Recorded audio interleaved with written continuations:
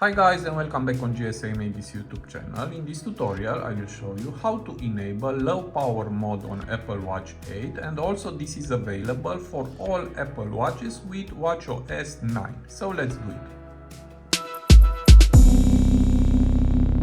So to do that it is very easy, just swipe up and here we have the battery percent. Now it's 99%, just press on this. And from here you can enable low power mode. Just press here. And now let's read. Low power mode save battery life by turning off always on display and limiting the sensor as well as the Wi-Fi connection of your Apple Watch.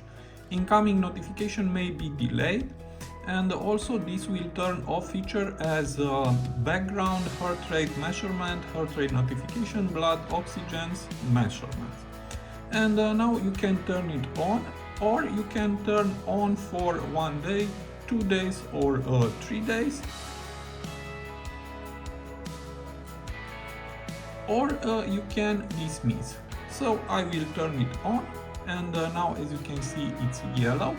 And now let's go back. Also here appears a yellow circle in the top of your watch to know that your Apple Watch is on low power mode. Now to disable it is very easy. Press again here, just press here, and now it's disabled.